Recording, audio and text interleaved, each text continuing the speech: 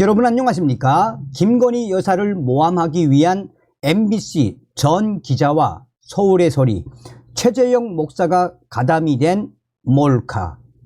지금 현재 민주당까지 김건희 여사의 명품 백과 관련해 계속해서 여론을 확대시키고 있죠. 한마디로 이번 사건의 핵심은 과연 무엇이겠습니까? 김건희 여사에 대한 특검, 밑밥 깔기다 라고 해도 과언이 아니죠. 자, 김건희 여사 몰카 주범 최재형 목사, 그는 북한의 통일전선부와 북한의 정찰총국의 지령을 수행했던 자, 쉽게 말하면 북한의 스파이다 라고 해도 과언이 아닌 소식이 되겠습니다. 정성산TV 좋아요, 구독, 알림은 큰 힘이 되겠습니다. 자, 이번 소식은 박근혜 대통령의 탄핵과 관련된 2016년 소식입니다. 미래 한국, 외국 국적자들의 친북행위 속수무책. 2016년 5월 2일 외국 국적자들은 수사가 까다로울 뿐만 아니라 국가보안법으로 차별도 쉽지 않아 이들의 친북 활동을 막기 위한 입국 금지 조치라도 취해야 한다. 테러 방지법이 야당 위원들의 극렬한 반대에도 불구하고 국회를 통과한 가운데 이에 대한 국내외 종북 좌파 단체들의 비난이 연일 계속되고 있습니다. 테러 방지법으로 과도한 권한을 부여받은 국정원이 전 국민을 테러 용의자로 만들어 감시하는 상황이 벌어질 것이라는 황당한 주장입니다. 북한의 정찰총국을 통해 남한 공공시설에 대한 대규모 테러 계획을 노골적으로 밝히는데도 불구하고 당사자인 우리 사회에선 대테러 기간의 기능 약화를 간절히 바라고 있는 셈입니다. 이들 단체 주장들의 또 다른 공통점은 사드 반대, 한미연합훈련 반대, 친미적 박근혜 정권 반대입니다. 또한 박근혜를 처형하라라는 주장까지 하고 있습니다. 지난해 11월 14일 광화문에서 열린 대규모 반정부 집회인 이른바 민중총궐기에서 등장한 구호. 그들은 박근혜를 탄핵하라, 박근혜를 처형하라 라며 충격적인 시위를 펼쳤습니다. 당시 쇠 파이프로 경찰을 공격하고 밧줄로 경찰차를 묶고 포획하는 시위대의 폭력성에 가려졌지만 사실 이날 시위대에선 대통령에게 신체적 위해를 가하자는 내용으로 해석되는 현수막과 구호가 곳곳에서 발견됐습니다. 정부 정책에 반대하는 단순한 반정부 시위로 보아 넘기기엔 도를 넘어선 장면이었습니다. 박근혜 처형, 탄핵이라는 현수막은 이후에도 계속 등장합니다. 광화문 시위가 있은 지 며칠 후 대구의 한 시장 골목 2명의 사람들이 갑자기 준비했던 현수막을 펼쳐들고 박근혜를 처형하라 라고 외쳤습니다. 박근혜 대통령의 정치적 근거지인 대구에서 반박근혜 구호를 외침으로써 박근혜 처형 운동의 동력을 만들고 지지 세력을 규합해 보자는 의도였습니다. 최근에도 광화문 일대 등에서 비슷한 시위가 종종 벌어지고 있습니다. 이들은 각종 반정부 시위에서 과격한 행태를 보이고 있는 자주, 평화, 통일실천연대라는 급진 좌파 단체로서 좌파 운동가 박모 씨와 승려 2명이 주도하고 10명이 활동하고 있습니다. 박근혜 대통령 처형, 탄핵을 선동하는 사람들.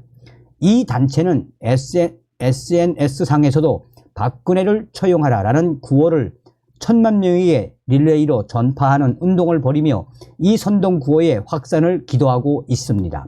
실제로 박근혜 처형 게시글은 다른 팔로워들이 공유하는가 하면 능지처참해야 한다라는 식의 언어 폭력적 표현이 댓글로 달리고 있습니다. 자주평화통일 실천연대라는 단체가 민주노총이나 과거 통진당 같은 상부 단체의 조직적 지시 아래 움직이는 것 같지는 않아 보입니다. 또 이들의 활동이 실제 대통령에 대한 위해로 이어질지는 알 수 없습니다. 그런데 지난해 3월 마크 리포트 미국 대사를 피습했던 김기정 사건처럼 이런 외로운 늑대형 인물이나 단체가 더 위험할 수 있다는 게 전문가들의 지적입니다. 상부 조직이 없다는 사실은 이들의 행동을 통제할 체계적 장치가 없다는 것을 의미할 뿐만 아니라 이들이 수사당국의 감시망에서 벗어나 있기 쉽다는 의미이기 때문입니다. 즉 외로운 늑대들의 일탈 행위가 언제 어떻게 실제 테러로 변할지는 아무도 예측할 수 없다는 것입니다. 과격한 면모를 보이는 단체들이 더 있습니다. 대표적인 사례가 코리아 연대와 기독교 평화행동 목자단입니다. 코리아 연대는 자신들을 21세기 레지스탕스라면서 미 대사관 진격이라는 이름으로 주한 미국 대사관 앞에서 기습 시위를 지속적으로 벌이고 있습니다. 반미 활동을 벌이고 있는 기독교 평화행동 목자단은 지난해 3월 1일 미국 대사관 앞에서 성조기를 불태우는 과격 시위를 벌였습니다. 이 단체 소속 목사가 지난해 12월 22일 국가보안법 위반 혐의로 구속 기소되었습니다. SNS상에서 촘촘하게 연결돼 있는 이들을 연대해 주는 핵심 가치는 몇 가지로 요약됩니다. 대한민국이 미국의 식민지라는 전제 아래 굳어진 반미 의식과 민족 우선주의, 그리고 미북 평화협정 체결입니다. 이들은 약속이나 한 듯 최근에는 사드 미사일의 한국 배치와 한미연합훈련 반대, 미북 평화협정 체결, 주한미군 철수를 집중적으로 제기하고 있습니다. 평화협정 체결을 주장하는 단체들의 평화는 어떤 평화일까? 이들 단체들에서 활발하게 활동하는 조직원들이나 이들과 정보를 교류하는 인사들의 SNS 게시글을 보면 북한의 핵 개발과 미사일 발사에 대해서는 제국주의 미국에 맞서 싸울 수 있는 평화 수호 수단으로 인식하고 있다는 것을 알 수 있습니다. 민족을 내세워 국내의 반미 전선을 구축하겠다는 것이며 이는 북한의 대남 통일 전선 전술과 맥락을 같이 합니다. SNS 공간이 반정부 활동과 의견 공유의 채널이 된 것은 새로운 일이 아닙니다. 특히 해외 시민권이 있는 친북 인사의 경우 국가보안법으로 처벌하기 어려울 뿐만 아니라 해외 SNS 업체의 계정에 대해 제한 조치가 쉽지 않다는 점을 이용해 SNS를 친북 활동의 해방구로 만들고 있습니다. 지난 2011년 11월 24일 서울중앙지검 공안 2부는 인터넷 카페 세계 물 흙길 연맹을 운영하며 이적 표현물을 대거 게시한 카페 운영자 박모 씨를 국가보안법 위반 혐의로 구속 기소하면서 해당 카페를 폐쇄했습니다. 카페 게시판에 북한 사회주의 체제와 3대 세습 독재자들을 미화, 찬양하거나 연방제 통일, 주한미군 철수, 국가보안법 폐지 등 북한 주장에 동조하는 문건, 댓글, 동영상 등을 올린 혐의입니다. 카페 운영자 박모 씨가 육군 대위로 제대한 정훈 장교 출신이었다는 사실이 충격을 주기도 했습니다. 정부 카페 개설자, SNS 통해 친북활동. 그런데 이 카페의 개설자 림원섭 씨는 스웨덴에 거주하며 SNS에서 친북활동을 여전히 계속하고 있습니다. 물흙길이라는 이름도 림 씨가 장시간 이 무술의 일종이라고 합니다. 림 씨가 SNS에서 전파하는 글들은 북한 정권 찬양 및 핵 개발을 포함한 북한 군사력 옹호, 한미연합훈련 비판 등으로 2011년 폐쇄된 카페와 다를 바 없습니다. 북한이 눈에 띄지 않는 초고속 ICBM 핵폭탄을 개발한다라는 기사와 함께 정의의 나라 북조선은 꼭 승리할 것이라는 글을 올립니다. 북한의 장거리 미사일 핵탄두 개발 소식을 선전하는 기사와 관련해서는 우리 삼천리 금수강산을 강자로 만들어준 조선이라고 찬양하는 시기입니다. 림씨는 이것을 통해 3천여 명의 국내외 인사들과 정보를 교류하며 친북 여론몰이를 형성하고 있습니다. 유동열 자유민주연구원장은 외국에 개설한 SNS 계정의 경우 차단이 사실상 어렵다고 밝혔습니다. 외국계 SNS 업체들이 국내법을 기준으로 계정을 차단해 주지 않기 때문입니다. 특히 미국 인터넷 회사의 경우 한국 법원에서 영장을 발급해도 매일 관련 수사 협조를 해주지 않아 사이버 주권 논란까지 일고 있는 실정입니다. 대표적인 해외 친북 매체인 민족통신도 마찬가지입니다. 인터넷 사이트는 현재 국내에서 접속이 차단되어 있지만 SNS를 통한 접근은 자유롭습니다. 민족통신은 북한을 60여 차례 방문하며 북한 체제 선전에 협조한 공로를 인정받아 북한으로부터 김일성 상을 수여받은 노길남 씨가 대표를 맡고 있는 매체입니다. 이 매체는 북한 입장을 대변하다시피 하는 보도를 지속적으로 내보내며 국내외 친북, 정북 운동의 논리를 제공하고 있습니다.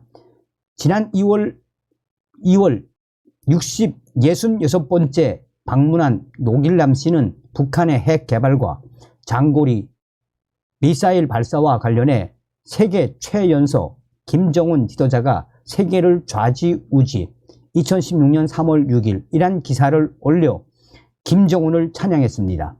민족통신의 SNS 계정은 이 밖에도 민심의 버림을 받은 산송장 박근혜가 갈 곳은 지역뿐이다.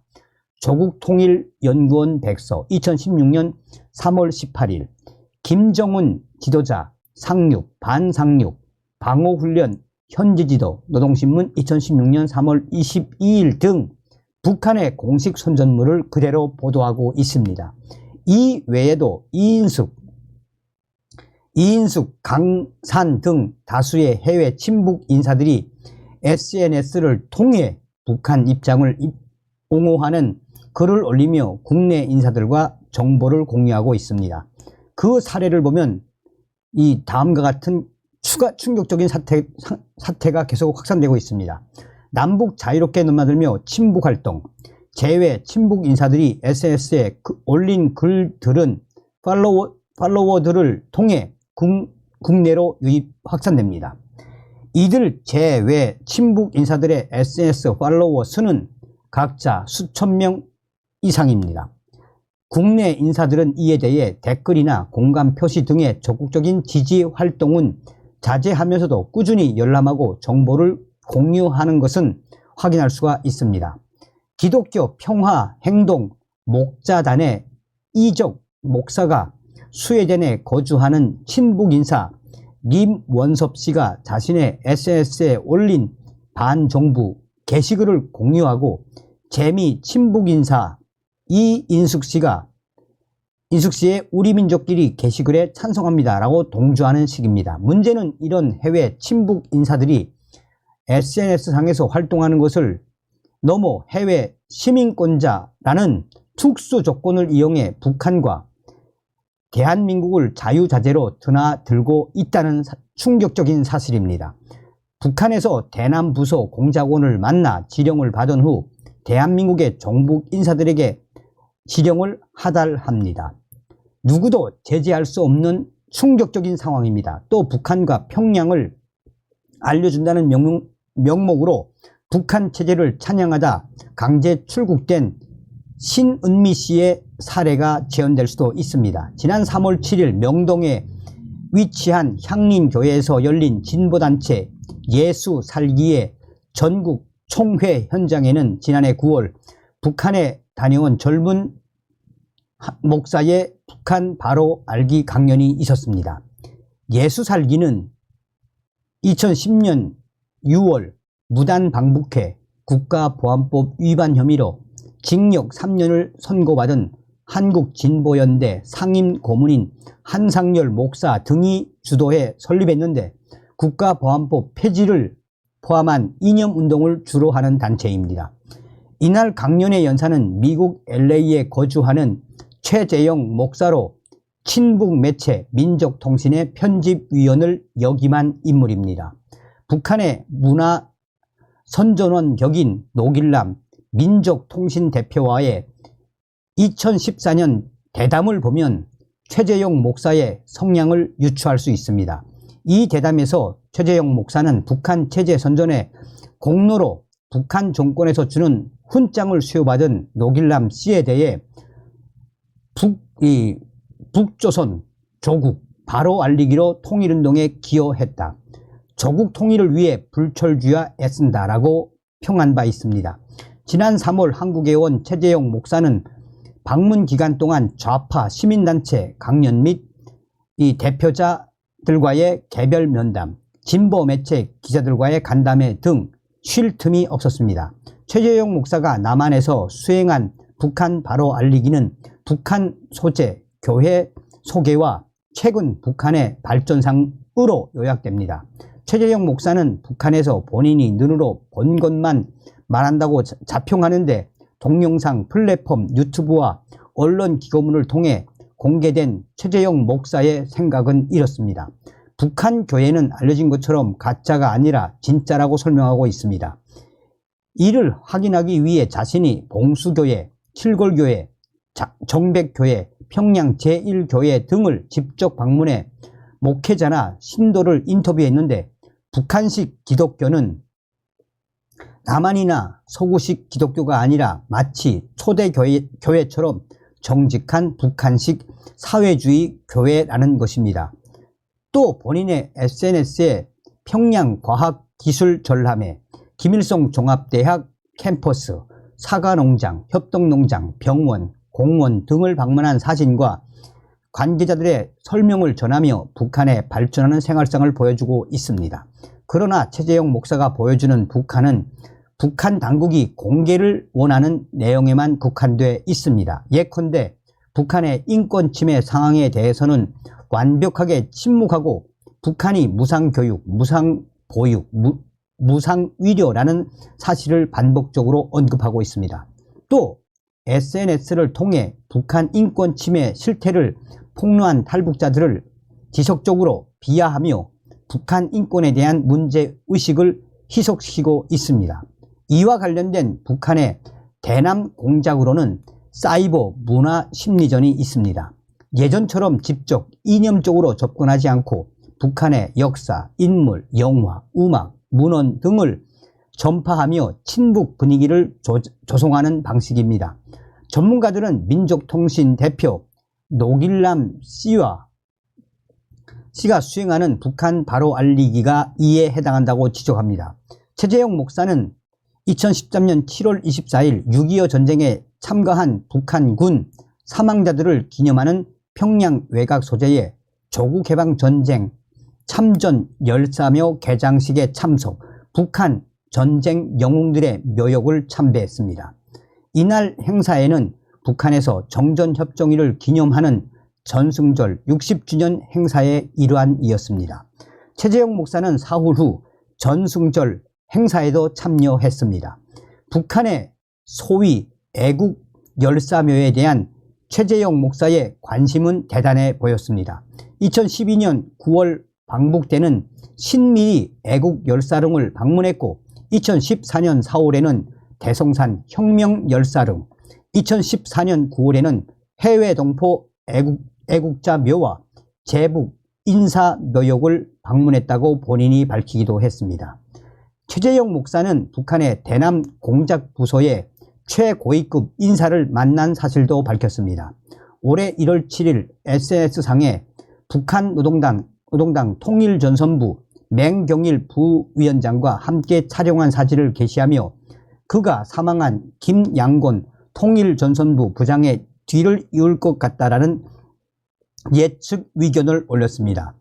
노동당 통일전선부는 국방위 소속 정찰총국과 함께 북한의 핵심적인 대남 공작 부서입니다. 이런 대남 공작 부서 최고위급 간부를 만난 인물이 국내에 뻗어시 입국해 각종 진보단체 대표들과 야당 국회의원들을 자유롭게 만나고 다니고 있는 것입니다.